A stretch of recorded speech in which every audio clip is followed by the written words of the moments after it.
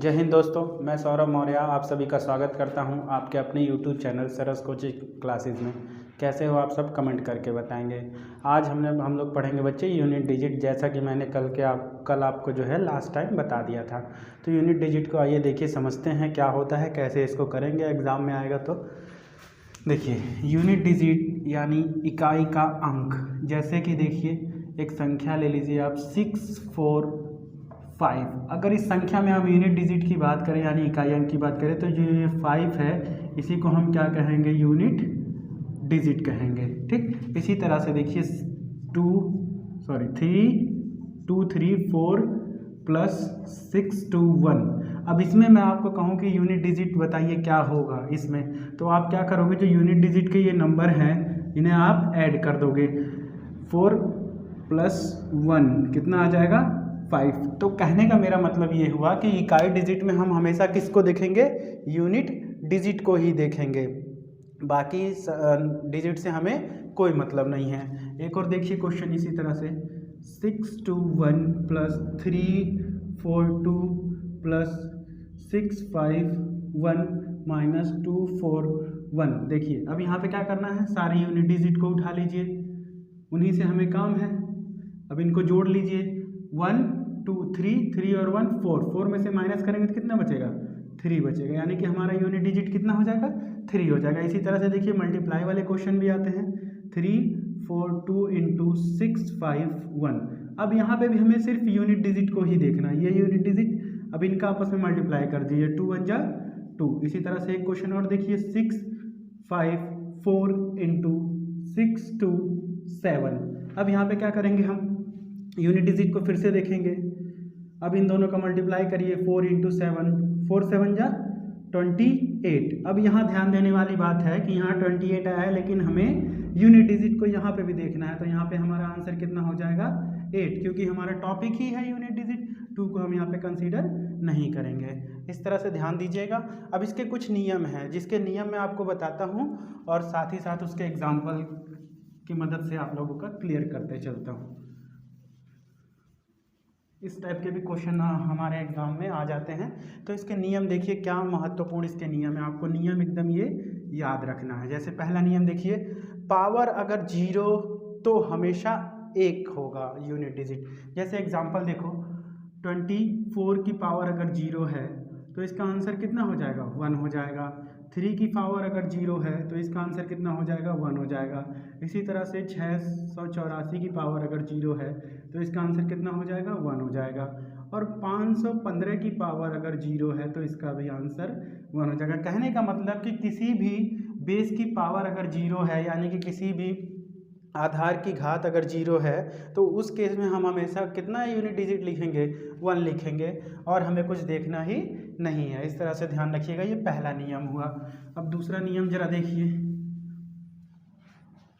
दूसरा नियम देखिए, यदि इकाई अंक, ध्यान दीजिएगा बच्चे, यदि इकाई अंक 0 या 1 5 6 0 1 5 6 इसमें से कुछ भी हो इकाई अंक, तो इकाई अंक सदैव वही होगा। जरा ध्यान से देखिए, जैसे मैं इसको एक एग्जांपल के थ्रू समझाता हूँ।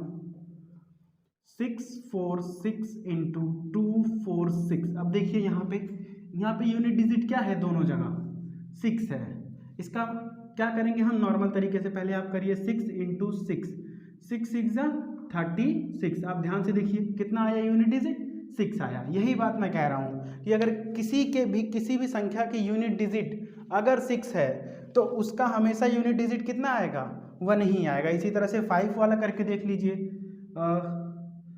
5 1 5 × 6 1 5। अब इस यूनिट डिजिट को उठाइए, इन दोनों का मल्टीप्लाई करिए, कितना मिलेगा आपको, 25 मिलेगा।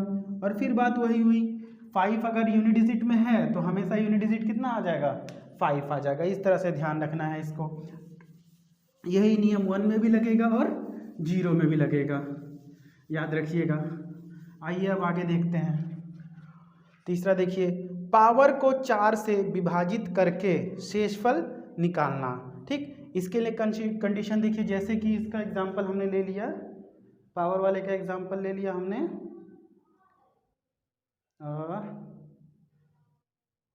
31 39 ले लिया, 33 ले लीजिए। चलिए एक एग्जांपल ले लीजिए 33। अब देखिए ये किसकी पावर है 33, 2 की पावर है 33। ध्यान दीजिएगा 2 की पावर है 33। अब इसको कैसे सॉल्व करेंगे हम, तो इसको करने के लिए जो पावर होती है इसे हम 4 से क्या करते हैं, डिवाइड करते हैं। डिवाइड करने के बाद 4 8 जा 32, ठीक। यानी कि जो हमारा रिमाइंडर बचेगा उसी को हम पावर पे लगा देंगे। तो रिमाइंडर 1 बचा तो 2 की पावर कितनी हो जाएगी 1, यानी कि कितना आ जाएगा 2। अब इस केस में हमारा यूनिट डिजिट क्या हो जाएगा 2 हो जाएगा। इसी तरह से एक क्वेश्चन और देखिए, एक क्वेश्चन देखिए 8 की पावर 515, ठीक। 8 की पावर है आपका 515। अब इस केस में क्या करेंगे, जो पावर है उसको हम डिवाइड करेंगे कितने से, 4 से। अब यहाँ पे एक चीज़ और आपको ध्यान देना है, जब पावर 2 से ज़्यादा हो जाएंगी तो आप सिर्फ लास्ट के 2 डिजिट को देखिएगा। मैंने कल आपको डिविजिबिलिटी रूल में 4 का बताया था, यहाँ पे हमें 4 का डिविजिबिलिटी रूल लगा देना है। तो लास्ट में क्या है 15 है, तो 4 3 जा 12 हो जाएगा और हमारे पास कितना शेषफल बचेगा 3। यानी कि हम कह सकते हैं 8 की पावर कितनी हो जाएगी 3। यानी इसका मतलब क्या हुआ 8 इंटू 8। अब 8 8 जा 64 इंटू 8। अब ध्यान दीजिएगा यहाँ पे 8 8 जा 64 हुआ है, लेकिन हमें सिर्फ मतलब है यूनिट डिजिट से, 6 से हमें कोई मतलब नहीं है। तो 4 का मल्टीप्लाई करेंगे 8 में तो 8 4 जा 32। फिर ध्यान दीजिएगा यहाँ पे हमें किससे मतलब है, सिर्फ यूनिट डिजिट से। यानी कि हमारा आंसर कितना हो जाएगा, इतनी बड़ी पावर को भी हम सॉल्व करेंगे तो हमारा यूनिट डिजिट कितना आ जाएगा बच्चे 2 आ जाएगा। याद रखिएगा इस तरह से करना है। फिर देखिए अगला नियम क्या है, अगर शेषफल 0 आ जाए तो पावर 4 कर लेते हैं। मान लीजिए कि आप इसी तरह से सॉल्व कर रहे थे और आपका जो शेषफल आना था वो 0 आ गया, ठीक।